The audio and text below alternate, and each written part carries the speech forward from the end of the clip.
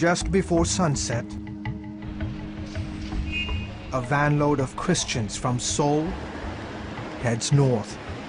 We cannot show you their faces or reveal their names. What we're doing could get us into trouble. Where are we going today? We're going here, some 4 miles from the North Korean border and close to the demilitarized zone.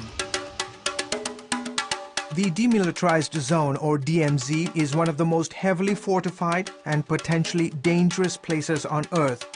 We'll just wait up here at the top of the stairs, sir. 1 million armed North Korean troops stand ready on their side of the DMZ. The South has just as many. And as we get ready to head to this particular location, one factor that could ruin this whole thing is the weather. One slight change in the wind direction could mess up the mission. Peter has dubbed this Operation Dandelion. We started this project back in 1991, and just as a dandelion needs the wind to spread its seed, we need the wind to spread the message. That message is the Word of God, printed in the Korean language on thousands of bright orange balloons. It's almost impossible to get Bibles into North Korea, so using balloons is one of the most effective ways to share the gospel. A tank in the back of the van pumps helium into the balloons. The team works quickly, all the time keeping tabs on the wind direction. Prayers are whispered over each balloon. And then the release. A few minutes later, the balloons begin their slow drift across North Korean airspace. By sending these balloons, we let our North Korean brothers and sisters know that we are praying for them, and the scriptures on the balloons are meant to encourage them. The earnest prayers begin here at this undisclosed location in Seoul.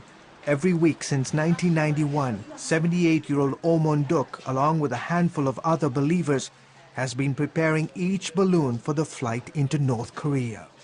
I was born in North Korea. This is my way of helping to get the gospel back to my countrymen. And the process is almost done. They're just putting the final touches to today's balloon operation. In essence, this is how it works. They have a hole in here that they fill helium in, put a tape around it, and then off it goes into the skies of North Korea. The helium will leak out of the balloon and eventually fall to the ground. And when someone picks it up, they'll be able to read all 16 chapters of the Book of Mark. Peter used boats in the past with other groups to launch balloon offensives from the sea. These balloons are larger and contain a small radio, the Bible, and other Christian literature. In addition to the balloon operation, Peter's group organizes a weekly radio broadcast that's recorded in Seoul, then transmitted over medium and shortwave frequencies into North Korea. The radio broadcast is like a regular church service with worship and preaching of the word. The North Korean government routinely tries to jam our signal, but we have other methods of getting the message across.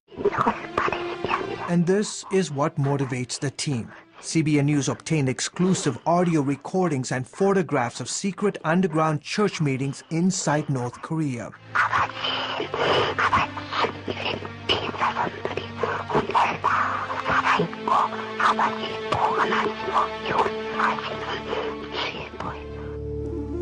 And when a North Korean accepts Jesus Christ, he or she will face persecution, imprisonment, and possibly death because of their faith. Peter gave CBN News footage that apparently aired on a Japanese television channel, allegedly showing the execution of North Korean Christians.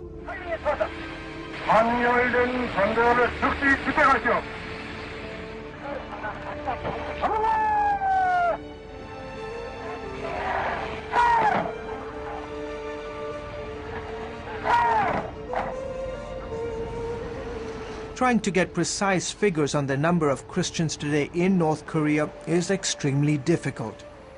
Based on data gathered from North Korean defectors and international human rights groups, we estimate there are approximately 30,000 Christians being held in political prison camps, and about 10,000 underground believers who are in hiding throughout the country.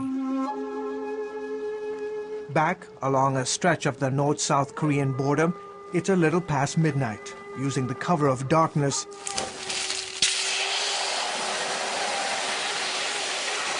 Peter's team continued to deploy hundreds of balloons at multiple locations.